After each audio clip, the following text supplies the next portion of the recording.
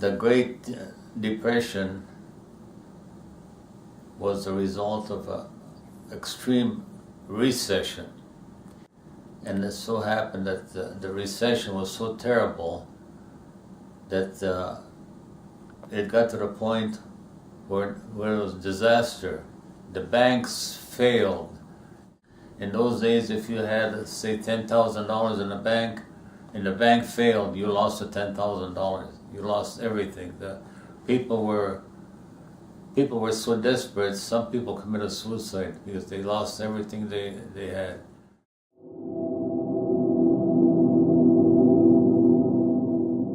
When the Depression started, I was 6 years old. I was living on a 100-acre farm in Little Falls, Minnesota, 2 miles away from the Mississippi River.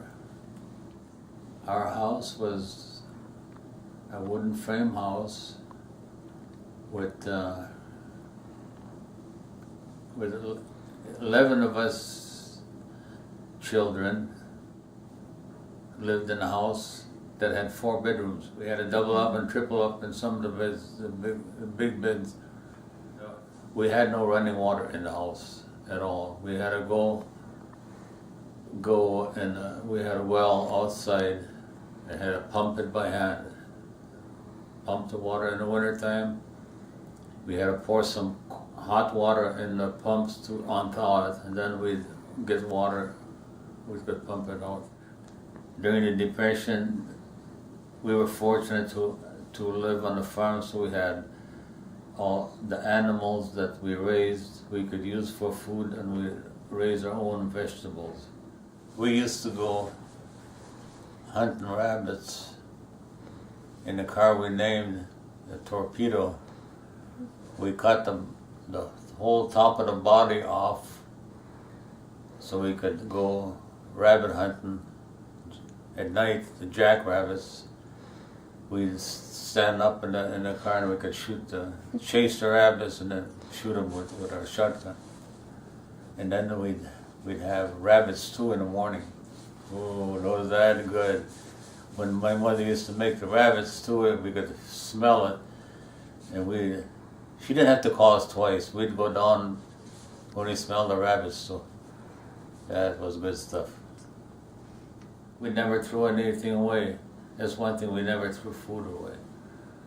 What there was left over, we fed to the dog and cats. At that time, we had our biggest chore was we had dairy cows. We had to milk the dairy cows by hand, morning and evening, and we had to do that before we walked to school. We walked to school 3 miles when we were children. Can you imagine walking 3 miles when you're 6 years old? And the road was not plowed. The road was those drifts. Oh, yeah, that one time we were walking to school, but there was in the winter time, but there was no snow.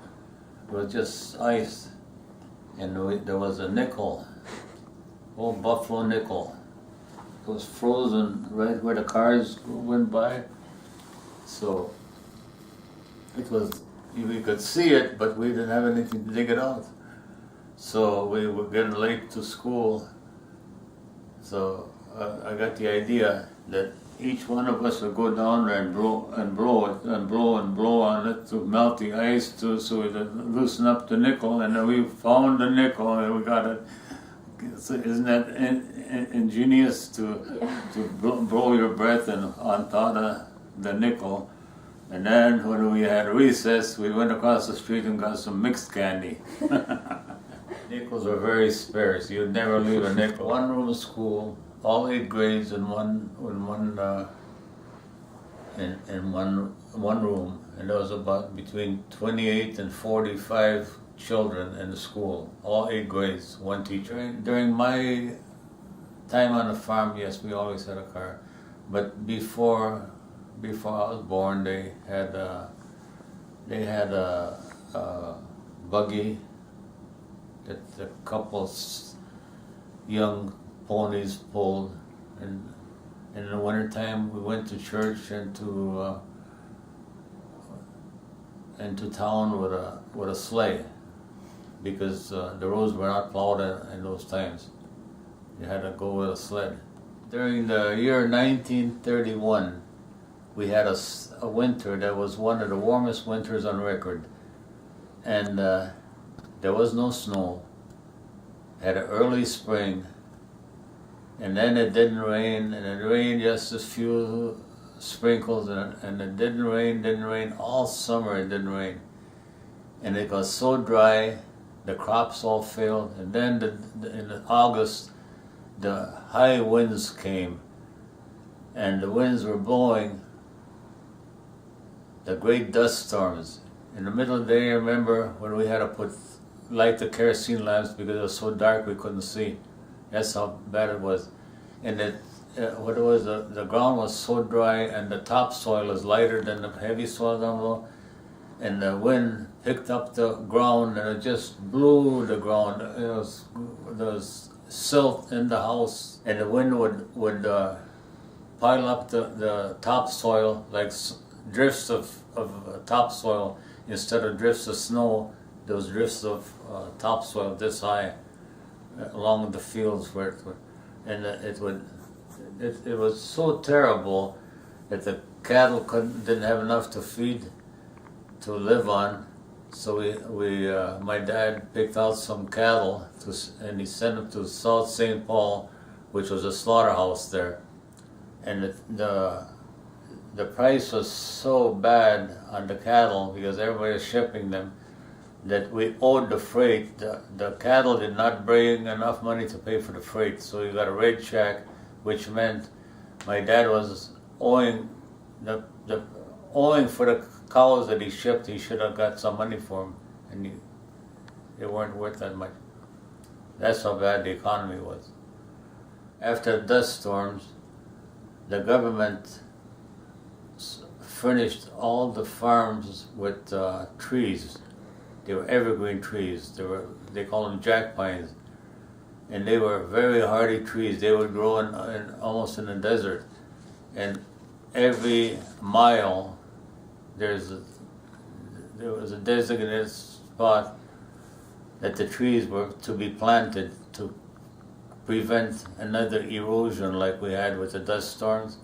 These trees would hold back the wind and hold back the topsoil. In 1932, Franklin Delano Roosevelt became president, and he started off with he called it the New Deal.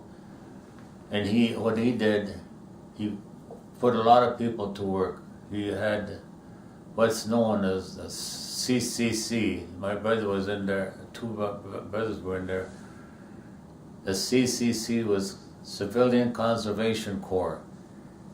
Young people between 18 and 35 would sign up to go to a camp for 2 years. And what they did in camp, they replanted trees and repaired bridges and they got $25 a month. $20 was sent home to the family, and the person in the CCC's got to keep $5 for spending money for the month. And they also, there was a WPA for older people. It was called the WPA Works Progress Administration, where the old people could go and try and make it a couple dollars, and they got paid 43 cents an hour to work, do manual work. They also did work in their own communities, like repairing bridges and building trails in the parks and different things in the park system. So, and my father was not eligible for either one for Works Progress Administration because he owned our farm, and if you owned any property, you couldn't get government help. And we were 11 of us on a 100-acre farm, and it was pretty bad.